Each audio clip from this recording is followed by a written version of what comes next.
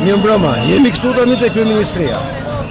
Kemi ndërmend të rrim me idenë që ta shohin në mëngjes, dhe ta kuptojnë që do të vinë gjithë tjerët. Në mënyrë që kur të vinë ata të gjithë tjerët, ata të shkojnë të pushojnë dhe kështu të zëvendësohemi. Do thot me turne, që ta mori vesh ai që kemi shumë seriozisht. E kjo të mos ndalojmë, por vetëm të vazhdoj. Sepse ideja është ditën e hënë, po të vazhdojmë kështu. Shkojmë ke faza tjetër. Fillojmë me greva, me gjëra. Pra fillojmë me një përshkallëzim dhe vi gjithë Shqipëria këtu. Në mënyrë që ndërkombëtarët ta kuptojnë. Po se hoqin ata do ta ishim ne. Ama po hoqim ne.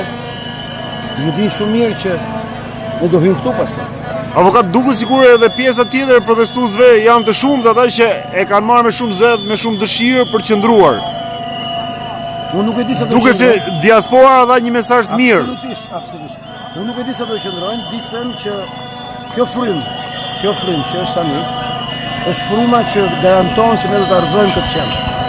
Natyrisht që kjo mund të jetë dhe me dhimbje dhe pa dhimbje. Ne shpresojmë rrugën pa dhimbje, po jemi gati dhe për rrugën me dhimbje. A është menduar cila mund të jetë me dhimbje? Për shembull, si kam parë kur kam qenë live gjatë gjithë kohës, kur është zhvilluar protesta dhe më pas marshimi rreth e qark kryeministrisë, thonë shumë që të futen te kryeministria ose edhe për shkallëzime tjera. S'ka ardhur momenti, po i bie që edhe ajo do të jetë rruga më me dhimbje. Po nuk është vetëm kryeministria, se ai për shembull bën një lojë, të shpallë zgjedhjet parakoshme. Ne s'ta intereson kjo? Jo, kjo s'është puna intereson, s'ta intereson. S'ndryshon asgjë. Berisha dhe Rama do mbajnë kontroll me atë komisionerëve numrat e votuesve.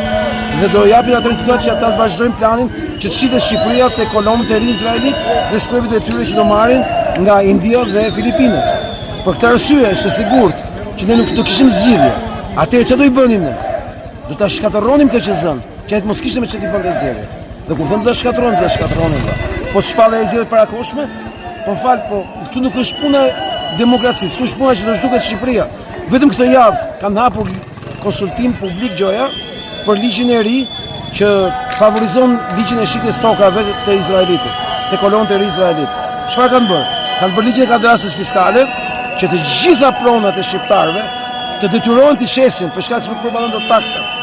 Dhe ndërkohë kanë bërë ligjin që të bien gjithë pronat nga izraelitët. Pra ne të zëvendësohemi si popull, vin ata. Për çfarë dolëm ne këtu? Thjesht t'i japim Ramës garanci që ta bëjë 4 vjet tjera këtë punë që përsetë shqiptarë i fundit. Kjo është bë duke rrëzuar qeverinë, duke rrëzuar Ramën, duke krijuar një qeveri teknike. Qeveria teknike. Nuk ka zgjidhje të dytë. Një thirrje për ta mbyllur tani për gjithë ata që ndoshta e kanë parë me dyshim dhe po shohin këtë mesazh dhe nuk kanë ardhur akoma këtu, që t'i bashkohen ndoshta ose ata që kanë qenë pjesë e protestës dhe kanë qenë pjesë e marshimit, por nuk kanë qenë. Ti kupton që ta kanë sabotuar sot, duke larguar njerëzit prej këtij, me marshime me gjëra. Ne duhet të jemi këtu vëlla. Këtu është ideja. Unë e kuptoj shumë mirë që Rama do bëj çdo gjë që të mos ketë rrethim këtu, dhe mos rrin këtu njerëz. Do bëj çdo gjë për këtë punë. Do punojmë të vendosur, sepse djalli bën plan dhe Zoti ja prish. Ne kemi Zotin me vete. Këto 3 javë që na ka dhuruar. A do të jemi të kënaqur me kaq sa kanë mbetur ky grupim? Është mesazh. Ky grupim po jep mesazhe. Po. Ky është qëllimi. Ky vep mesazhi. Çfarë duhet bëjmë? Hajde, kushdo që është dhe po e sheh këtë video, kushdo që po e sheh këtë lajm, se nuk është se është vetëm kjo video, por ajo se çka ka ndodhur sot në Shqipëri dhe prej 21 ditësh e kanë marrë mesazhin dhe duhet vetëm që na bashkoheni.